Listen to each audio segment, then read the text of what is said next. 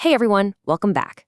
Today we are diving into something that's like super useful in German, but can be kind of tricky at first, da and wo compounds. But trust me, stick with me here, because by the end of this, you're going to be using words like darauf and wofür like it's second nature. All right, so I'm willing to bet if you're an English speaker learning German, you've totally been in this spot. You try to translate a really simple, everyday thought, and you just walk right into a classic grammar trap. So you're trying to say something simple like, I'm waiting for it. And your brain goes, okay, word for word. That's Ich warte für es. I mean, it seems like it should work, right? It's a direct translation. But nope. In German, that's a big fat 9. And the reason why is the key to this whole thing. And this is why. This is the golden rule you just have to burn into your memory. Think about it.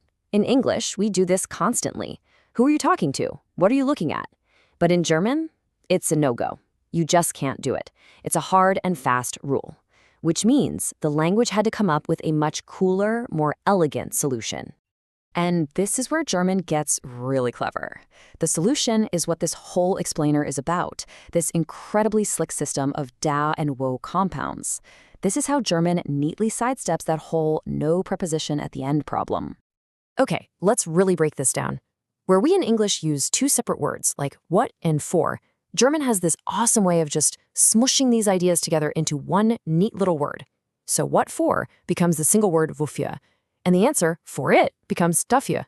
You can already feel how much more efficient that is. So first up, let's talk about da compounds. The easiest way to think about these, they're your answer words. You basically take the word da and glue it to the front of a preposition. This brand new word, like dafür, replaces a whole phrase like for it or about that. And then, on the other side of the coin, we have the wo compounds. You can probably guess these are your question words. You combine wo with a preposition to ask stuff like for what or with what. So wofür literally means what for. It's just such a clean, elegant system, right? Okay, so this is the big takeaway. If you only remember one thing from today, make it this. Wo asks the question, and da gives the answer. Get this down, and honestly, you've unlocked the whole thing. Okay, so you get the why now. Let's dig into the how, because building these things yourself is actually super easy. It's really just a simple two-step deal. So step 1 is literally just mashing da or wo together with whatever preposition you need. Da plus mit gives you damit. Simple. But here's the little catch, the thing you gotta remember. Step 2.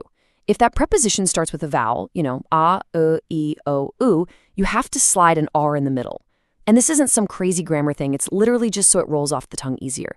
So da plus off becomes darauf. And you can see it perfectly in this chart.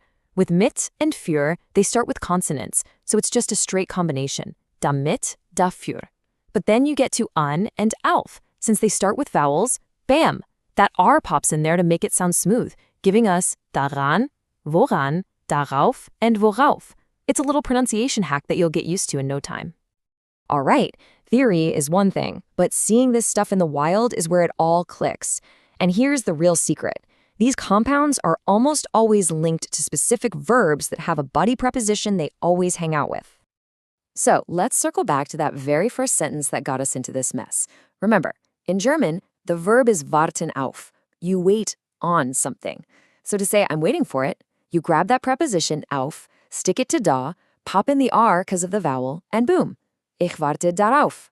So much better. Let's do another one. This is a super common one. So, to think about something is denken, on. To say I often think about it, what do? We take da, we take on, stick that r in between them, and we get daran. Ich denke oft daran. It's so much more fluid than the clunky alternative. And look, here are a few more of these power couples you're going to hear all the time. To talk about something, sprechen über, gives you darüber and worüber. To look forward to something, sich freuen auf, gives you darauf and worauf. To be interested in something, sich interessieren für, gives you dafür and wofür. You see the pattern? Once you know the verb and its proposition, you know the compound. All right, feeling good? Getting the hang of it? Awesome, because now we have to talk about the one big exception. And seriously, getting this right is what separates the beginners from the people who really know what they're doing. So here's the deal, and it's actually pretty simple. These da and wa words, they're for things, ideas, situations, anything that isn't a person. When you say, Ich warte darauf, that darauf could be a bus, a package, your vacation, but it can never, ever be a person. And this slide shows the difference perfectly. If you're talking about a person, you have to break it back apart and use the good old preposition plus pronoun combo.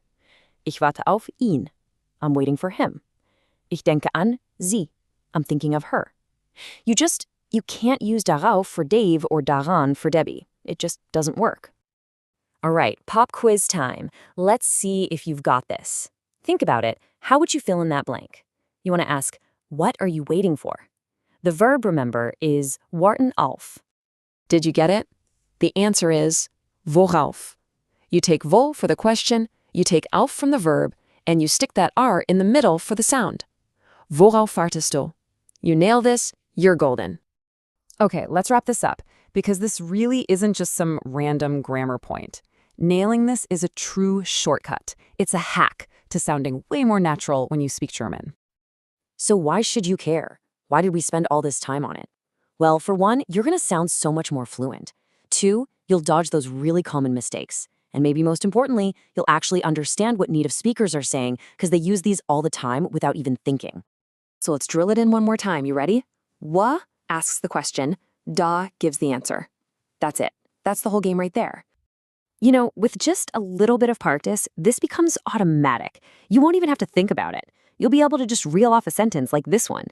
Ich denke daran, ich freue mich darauf und ich bin total dafür. Which means I'm thinking about it, I'm looking forward to it, and I'm totally for it. And let me tell you, when this finally clicks into place, it feels so good.